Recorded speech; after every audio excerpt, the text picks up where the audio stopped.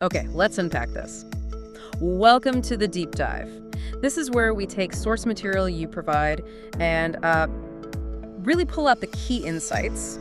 Today, we're looking at Jaflong. It's a place in Sylhet, Bangladesh. Right. And the source we're working with, it's interesting, is excerpts from a personal blog, Jaflong, a traveler's ode to nature's embrace. An ode, yeah. So not your standard travel guide. Definitely not. This is someone's personal feelings, their experience gives a very specific perspective. Exactly. So our goal isn't just, facts about Jaflong. It's about understanding it through this traveler's eyes, this nature lover's perspective. And they set a strong tone right away, calling Jaflong a hidden gem of Bangladesh. Hidden gem, okay. Yeah, that immediately frames it as something special, maybe a bit off the beaten path, perhaps, worth discovering. Right. But then they go further. It says Jaflong is more than just a destination. It's an emotion. That's quite a statement for a place. It really is, and that highlights why these personal sources are so valuable, I think. Well, an official source might give you, features, amenities, but a blog like this, it tries to capture the feeling, vibe, exactly. Calling it an emotion suggests that the experience went deep for this person.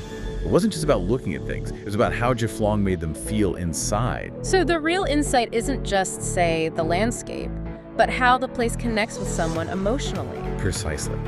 And the blog gives us hints why. It talks about Jaflong being nestled in the lap of hills and rivers. Nestled. That's cozy imagery. It is, isn't it? It suggests safety, being held by nature almost. It creates that sense of intimacy. Okay, so that contributes to the emotion aspect. And they mention specifics too, right? Yes, definitely. They highlight the crystal clear waters of the Pan River. Crystal clear water. Yeah, that usually makes you think of purity, maybe peace. Untouched nature. That's often the association. And it's not just nature. They also mention the peaceful vibes of the Kasia tribal villages. So the culture is part of it too, the human element. It seems crucial for this traveler. The blend of that stunning nature, the hills, the clear river, with this calm human presence from the villages. That combination creates the feeling. That seems to be the argument, yes. Those details are the evidence for why they'd call Jaflong an emotion. It's an emotion rooted in, tranquility and feeling connected to the surroundings. Okay, that makes sense. It's not just a poetic phrase then, it's actually describing the source of that feeling for them.